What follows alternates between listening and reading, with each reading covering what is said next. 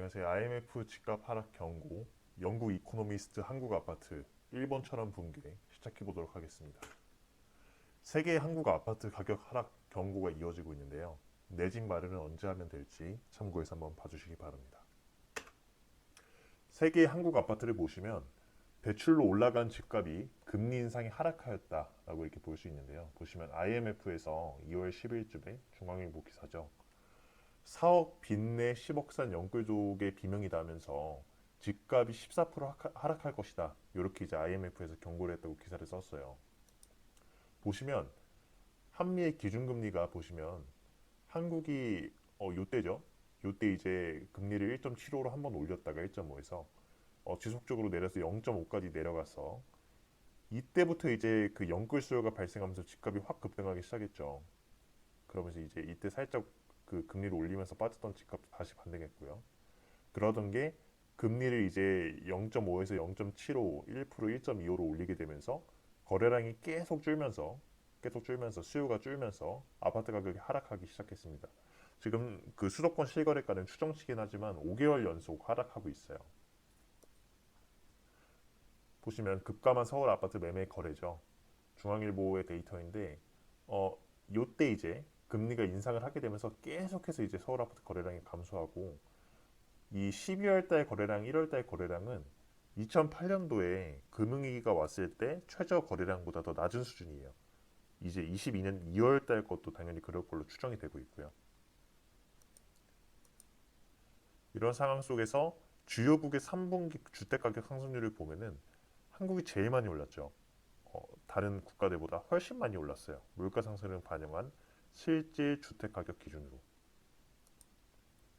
여기서 이제 미국 연방준비제도 페드가 기준금리 인상을 앞당길 가능성이 있다. 3월달 지금 한 2주도 안 남았죠. 일주일 뒤쯤에 이제 금리를 올릴 것이고 금리를 올리기 시작하면은 뭐 최소한 지금 현재 금리보다 2% 이상을 올리게 될 텐데 한국도 지금 1.25%에서 뭐 많으면 2% 후반까지도 올릴 수 있는 그런 상황이 된 거예요. 여기서 이제 국제통화기금 IMF가 집값 하방 위험이 상당한 것으로 보인다.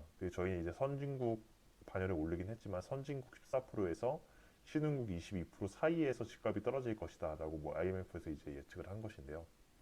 여기서 보시면 뭐 14%, 22% 해봤자 뭐 10억짜리 집이 1.4억 빠지고 2.2억 빠져서 뭐 8.6억, 7.8억이 되는 게 아니냐. 이렇게 말씀하실 수도 있어요. 이게 어떤 의미인지를 한번 살펴볼게요. 실거래가 지수 이제 제가 지난번에 보여드렸던 자료인데요. 한국 아파트는 이렇게 하락기 상승기를 거쳐서 08년부터 14년까지 지역마다 다르지만 하락을 했고 그때부터 이제 상승을 쭉 했어요. 보시면은 아니 하락에 비해서 상승이 훨씬 큰 거 아니냐 뭐 이렇게 말씀하실 수 있어요. 근데 여기 이제 하나 오류가 있는 게 하락기에는 거래량이 적습니다. 아까 보셨듯이 그렇기 때문에 지수의 개별 단지 하락폭이 반영돼 있지 않아요. 무슨 말이냐면은 10개 단지 중에 3개 단지가 하락하고 7개 단지가 보합, 즉 거래가 안 됐다면은 3개 단지만 지수에 반영이 돼요. 그렇기 때문에 실제로 뭐 3개 단지가 50%씩 빠져도 그게 10개에 녹아져 있다 보니까 50%가 빠진 게 아니라 15% 이렇게 하락하게 보이는 거죠. 그래서 보시면 지금 서울 아파트가 2008년에서 2013, 14년도 하락점을 찍었을 때 이 지수가 한 90에서 한 80 정도로 한 10에서 15%밖에 하락을 안 한 것처럼 보입니다. 그렇죠? 근데 이게 이제 개별 단지로 되면 어떻게 되는지 한번 보시면은 뭐 유명한 강남 대치 음마 아파트죠. 그 76 타입이 1억 1,600 고점을 찍고 최하점이 13년도쯤에 41.4%가 하락했어요. 아까 이제 지수로 봤을 때는 뭐 한 10에서 15% 하락한 거였지만 개별 단지로 이렇게 많이 하락했죠. 물론 지금 이제 다시 올라서 이때 시세고 뭐 조금 하락해서 이제 여기까지 떨어졌지만 보시면은 이 시세가 이때랑 똑같이 41.4% 하락한다고 하면은 15.4억이 되는 거예요. 즉 11억이 빠집니다. 이 시세에서.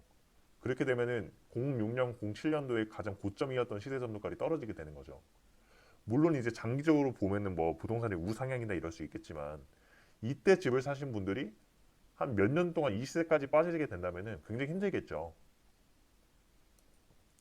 그리고 뭐 용인 지역도 한번 봐봤는데 보시면 134 타입이 7억 6천까지 올랐던 게 4억 천까지 46.1%가 떨어졌어요. 그쵸? 근데 이 단지도 이제 13억까지 최근에 올랐는데 가장 고점이 똑같이 이 비율로 떨어지게 된다고 보면은 7억이 되는 거예요. 7억. 6억이 떨어지는 거죠. 즉 전 고점보다도 낮은 시세까지 떨어지게 되는 거예요. 물론 이 단지는 이미 하락기 4개월 만에 12.3%가 하락했어요. 이미 1억 1,400까지 여기서부터 여기까지 되게 많이 하락했죠. 이미. 근데 이렇게 보시면은 사실상 어 그 요렇게 상승한 요런 집값들이 14% 하락하고 22% 하락한다라는 게 개별 단지로는 4에서 60%, 즉 40%, 60% 하락을 의미한다. 즉 IMF에서 얘기한 거는 지금 서울 아파트 10억짜리가 뭐 4억에서 6억이 될 수 있다. 이렇게 얘기한 거예요. 여기서 이제 일본 버블 붕괴처럼 하락할 것, 뭐 요런 이제 기사를 또 영국의 주간지 이코노미스트에서 얘기를 했는데요. 보시면 한국 경제가 자산 거품이 꺼지기 전인 1980년대 일본과 비슷하다고 얘기했다. 이게 무슨 말이냐면은 1980년대 일본이 어땠죠? 한국에서 비싼 집값이 대선에서 주요 이슈가 될 정도로 토지 가치가 뭐 GDP 대비해서 현재 5배 정도래요. 근데 일본은 버블 정점이죠. 80년대 후반때 토지 가치가 GDP 5.4배였대요. 즉 일본이 버블이 껴있는 정도와 한국이 버블이 껴있는 지금이 뭐 유사한 수준이다. 거기에 한국은 대출까지 많이 늘렸다. 개인과 기업 전부 다. 그래서 가계 부채가 GDP 대비해서 107%나 된다. 독일이나 미국보다도 훨씬 높죠. 즉 일본의 80년대에도 이런 가계대출 문제 때문에 부동산에 버블이 끼었어요. 여기서 하나 더 얘기한 거는 다만 일본의 금융기관 규제는 매우 부실했고 한국은 전세제도 때문에 가계부채의 문제 위험을 정확히 평가하기 어렵다는 차이가 있다고 분석했다라고 했는데 여기 사실 좋은 게 아니에요. 무슨 말이냐면은 일본이 이제 LTV 규제나 이런 것들이 덜 들어갔다는 거죠. 그런 점에서는 한국이 LTV가 뭐 80% 규제가 있고 했으니까 상대적으로 일본보다는 규제가 더 들어가 있다. 그래서 이제 일본만큼은 위험하지 않을 수 있다는 게 이제 전자인 거고 후자 같은 경우는 일본보다 더 위험할 수 있다는 거예요. 무슨 말이냐면 일본은 전세 제도가 없기 때문에 5억짜리 아파트를 살 때 뭐 4억을 대출받는다고 하면은 1억은 자기 자본을 가지고 있겠죠. 한국은 5억짜리 아파트를 살 때 3억짜리 전세가 있다고 하면 한 푼도 없이 2억만 대출받아서 5억짜리 아파트를 살 수가 있어요. 즉 이 전세 제도라는 거는 어떻게 보면은 뭐 다른 금융기관의 역할을 하는 거죠. 그렇기 때문에 실질적으로 이 가계대출 비율이 107%가 아니라 이 전세까지 포함하면은 훨씬 올라갈 거예요. 즉 일본은 금융기관 규제가 부실했고 한국은 전세 제도가 있기 때문에 레버리지가 더 껴 있다. 즉 위험성을 정확히 평가하기는 어렵지만 일본이나 한국이나 지금 거의 비슷한 상황이다. 일본 버블 경제 때랑. 여기서 보시면은 한국의 정치인 중앙은행 감독 당국이 자산 가격 급등이 부드럽게 끝나도록 애쓰는 동안, 즉 연착륙하도록 애쓰는 동안이죠. 뭐 이 지금 서울 아파트 10억짜리가 갑자기 2년 만에 4, 5억이 되는 게 아니라 뭐 한 10년 정도 거쳐서 서서히 하락하도록 만들고 싶다. 요런 동안 일본과의 무서운 유사점은 계속 늘어날 것. 즉 일본처럼 가계대출이 계속해서 더 끼고 계속해서 이 그 토지의 가치가 점점 더 뛰는 게 늘어날 것이라고 했는데 실질적으로는 한국이 이제 작년부터는 금리를 올리기 시작했죠. 그래서 이제 이 토지 가치에 해당하는 뭐 토지나 상업용 토지나 아니면 아파트 가격이 하락하고 있는 추세죠. 이코노미스트지는 한국이 일본의 경험에서 배울 수 있을 것이라면서 최악의 시나리오를 이해하는 것이 피하는 것보다 쉬울 수 있다고 말했다. 즉, 이 최악의 시나리오라는 것은 일본처럼 버블 정점에서 약 20년에서 30년간 아파트 가격이 하락했다는 거예요. 그래서 그것을 피하는 것보다 이해하는 게 쉽다. 그게 무슨 말이냐면은 이건 피하기 어렵다. 즉 한국 아파트는 일본 버블 붕괴처럼 하락할 것이다라고 이제 영국에서 분석을 한 거죠. 보시면 주요국 GDP 대비해서 가계부채 비율인데 이때 이제 08년도에 뭐가 있었죠?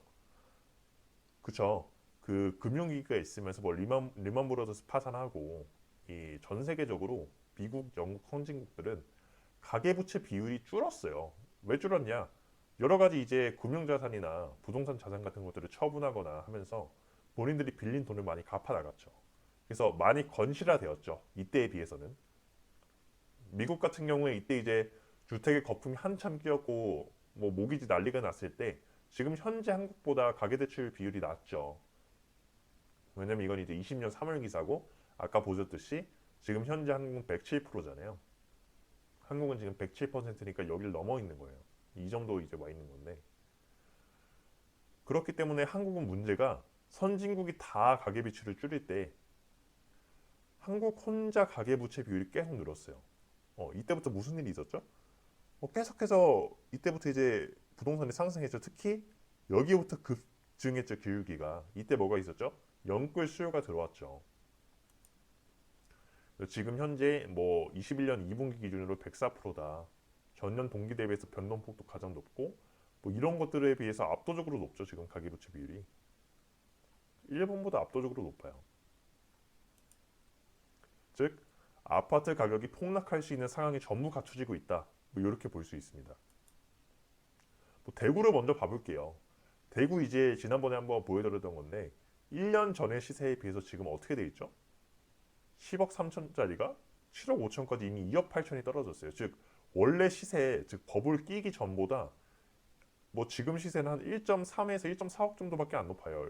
뭐 1억 3천362만 원 높은 건데 이에 따라서 이거 보이시죠? 호가도 실거래가에 맞게 다 내려왔어요. 지금 이제 뭐 여러분들이 여러 가지 이제 전문가분들이 말씀하시는 게 뭐 급매물 위주로 거래되는 거고 호가는 뭐 이런 게 진짜 가격이다 이렇게 말씀하시는데 급매물이 이렇게 몇 번 쌓이면 호가가 내려와요. 당연히. 보시면은 경기 삼성 아이파크도 마찬가지예요. 여기서 이제 호가가 지금 여기는 아직 호가가 여기 실거래가 수준으로 내려와 있는데 대구 같은 경우는 벌써 이제 왜냐면은 하락한 지 1년이 지났으니까 수도권은 지금 하락기에 접어든 지 한 4~5달 됐죠. 그렇기 때문에 이런 식으로 경기 삼성 아이파크가 실거래가가 이제 6억 4천, 6억까지 하락을 했음에도 불구하고 호가는 아직 여기보다는 이 최고점에 그래도 근접하게 형성이 돼 있죠. 하지만 빠지고 있죠. 이런 것들이 급매물이라고 주장해도 결국 빠지고 있는 거예요. 그렇죠? 그래서 이런 실거래가의 하락이 계속해서 몇 번 더 몇 달 지속되면은 이 8억 6천짜리가 점점 더 여기 6억 정도에 가까워지겠죠. 그렇게 되면 그게 뭐다? 원래 버블 급등 전 시세와 똑같다. 5억 9천664만 원과 6억 뭐 동일한 수준이죠. 요약을 해드리자면 전 세계에서 바라보는 한국 부동산은 과거 하락기 이상으로 고점 대비 하락폭이 클 것이다.